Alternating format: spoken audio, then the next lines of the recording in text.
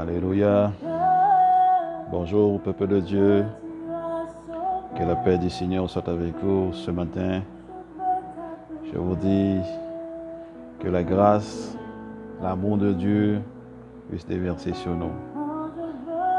Alléluia, alléluia, alléluia. Nous sommes à la fin de notre programme béni de Dieu. Soyons reconnaissants pour cela. Louons Dieu ce matin. Amen. Je veux t'adorer.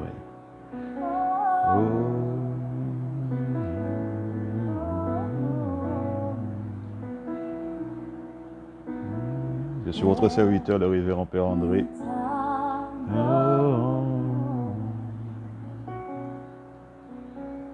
Père, nous t'adorons. Père, nous t'adorons. Même dans les moments difficiles. Oh Jésus.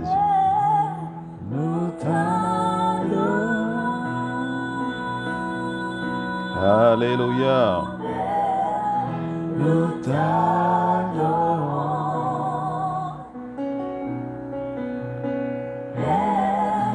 Nous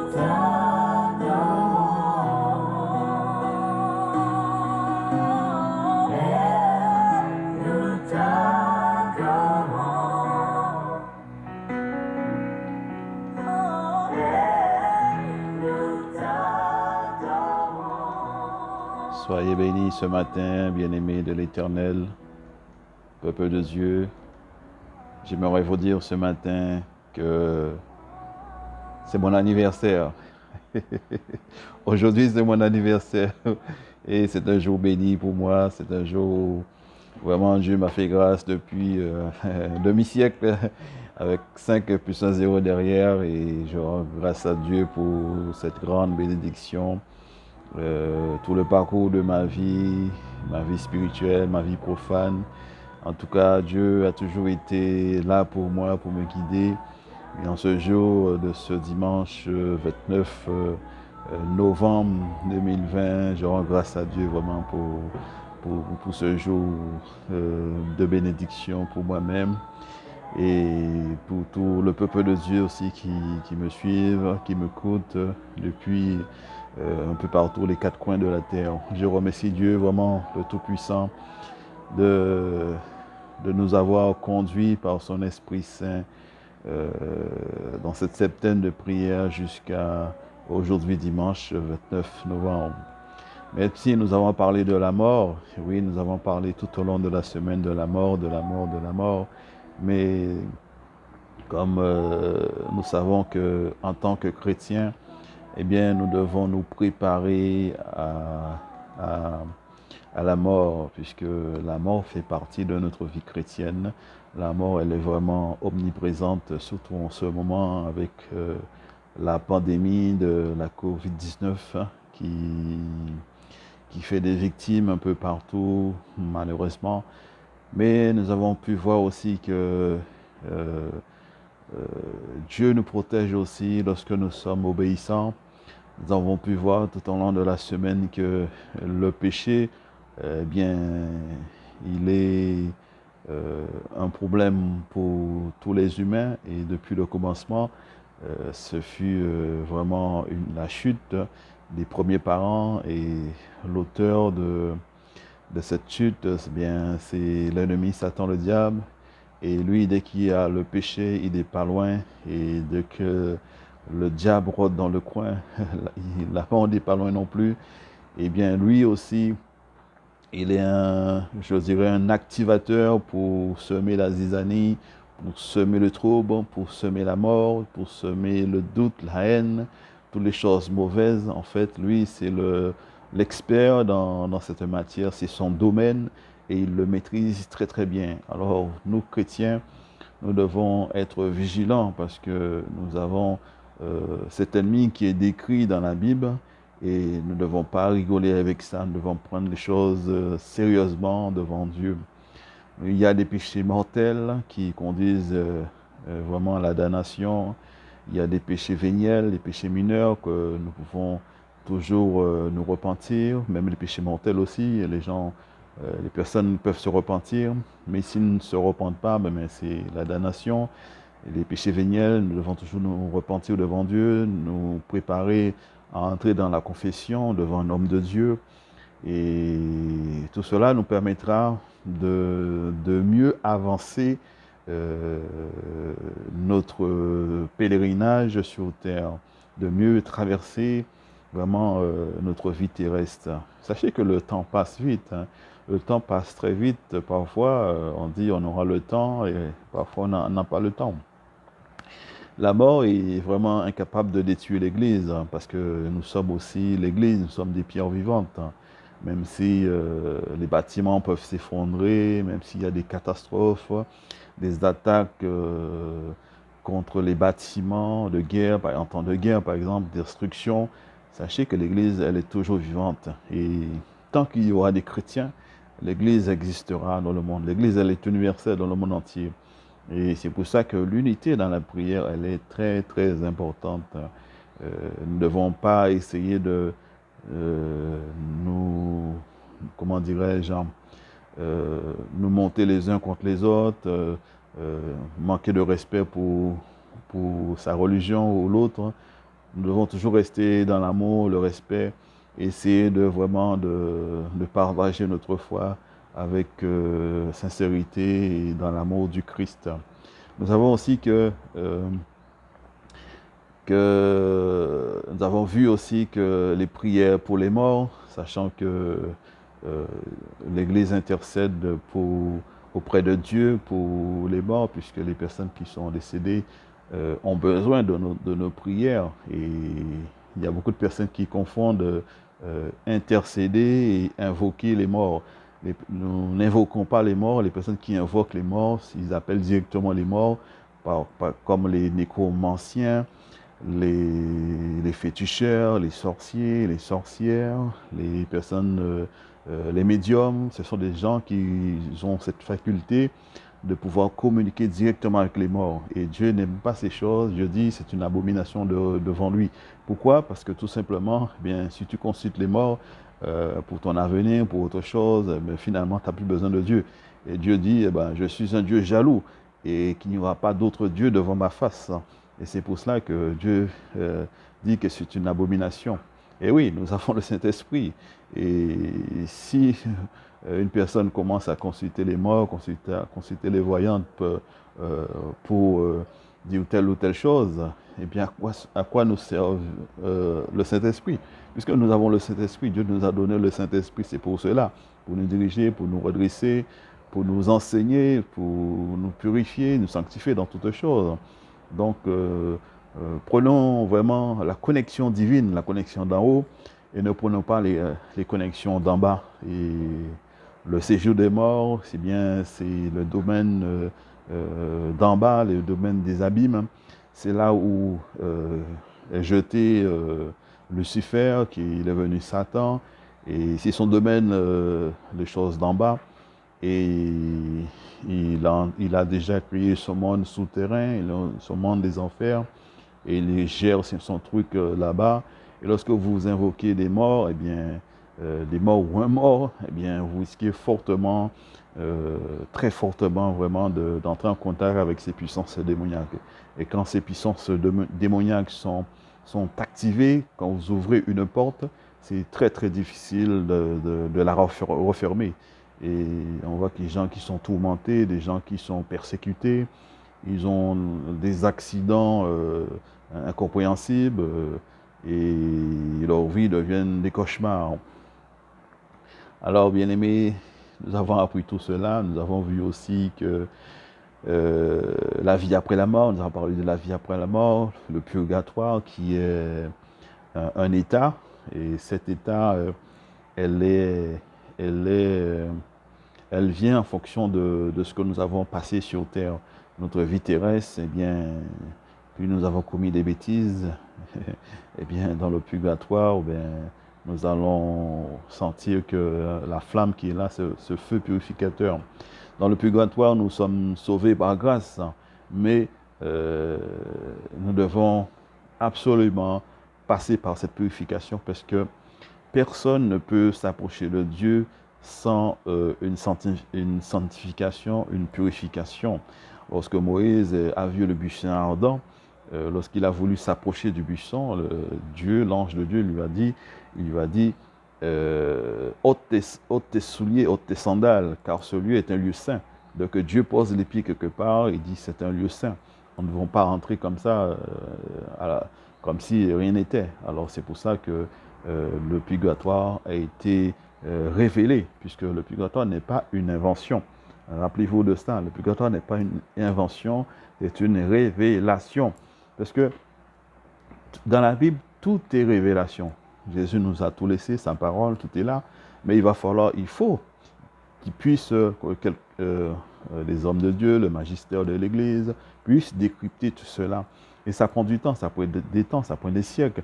Parce qu'au fur et à mesure que nous avançons, l'Église universelle avance, nous comprenons mieux les choses. Avant, eh bien, les premiers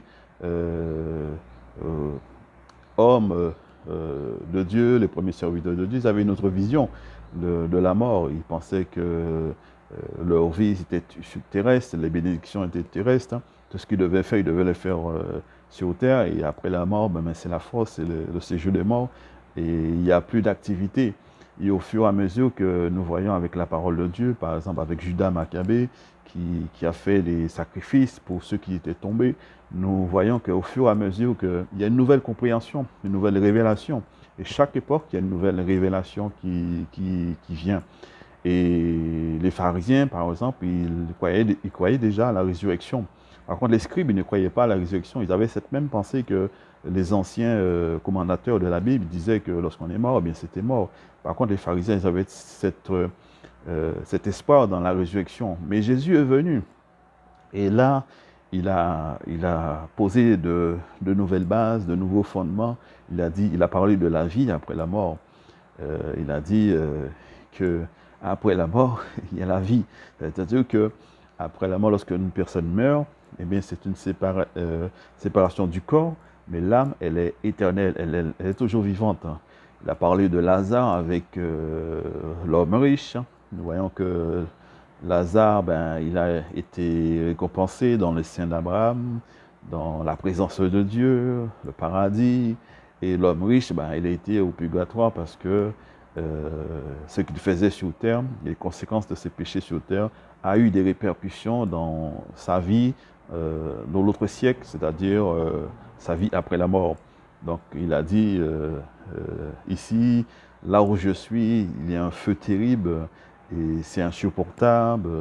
Est-ce qu'il a demandé à Lazare d'envoyer quelqu'un avertir ses frères de ne pas venir là où il est parce que c'est vraiment infernal.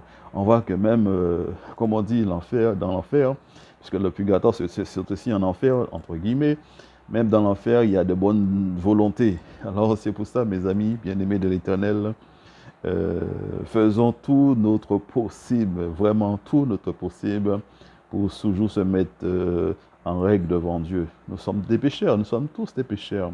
Nous ne sommes pas parfaits, nous ne sommes pas là pour juger qui que ce soit, pour dire que celui-là il est meilleur, celui-là il n'est pas meilleur, celui-là il sera condamné, celui-là il ira en enfer. Non, nous ne sommes pas là pour ça. Nous sommes là pour refléter l'amour de Dieu autour de nous, porter le message. Dieu utilise les faibles, des personnes qui, comme nous, comme moi, comme toi, mon ami, pour apporter son message.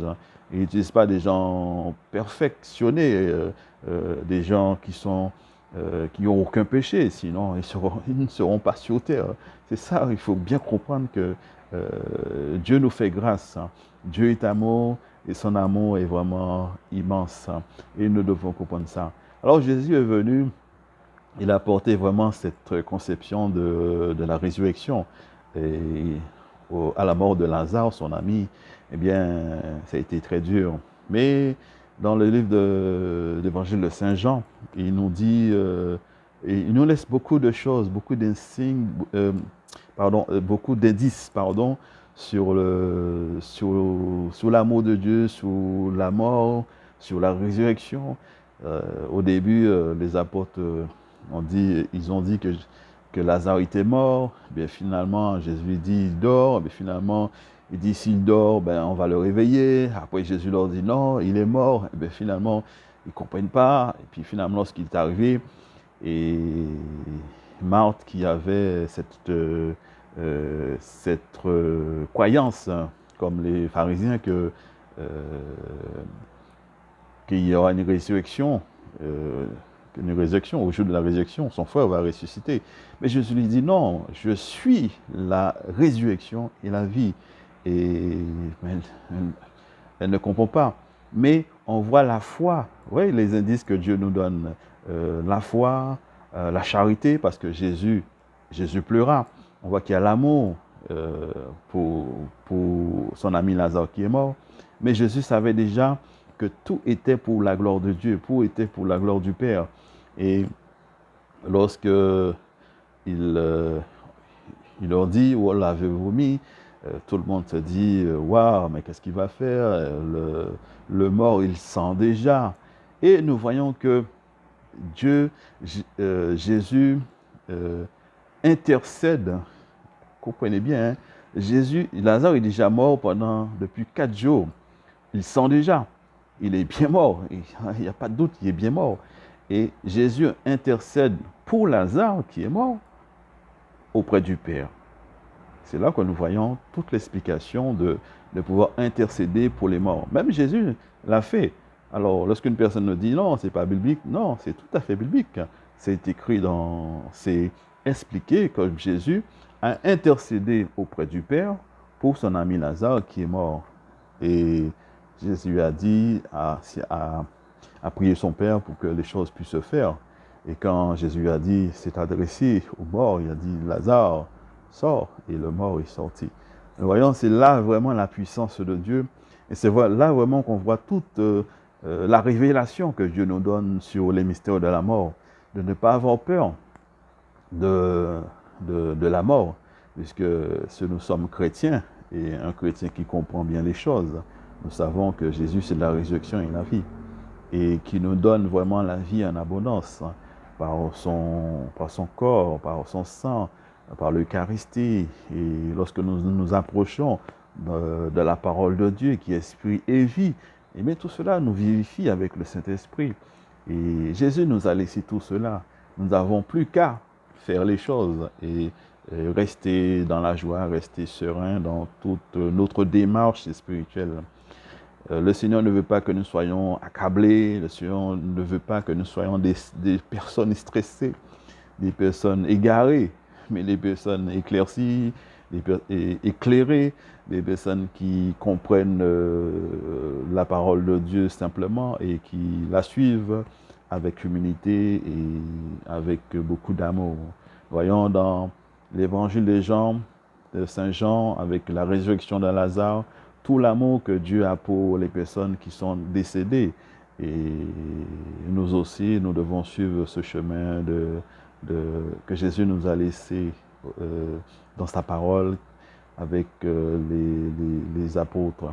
Je vous bénis ce matin, bien-aimés. Je suis très content. Aujourd'hui, c'est mon anniversaire. Alléluia, Amen. Nous avons passé une semaine extraordinaire. Une semaine intense, vraiment intense. Et c'est vrai que nous avons parlé de choses de mort, de deuil. Mais sachez que la résurrection, c'est la réunification du corps et de l'âme au jour du jugement, parce que Jésus va venir juger les vivants et les morts.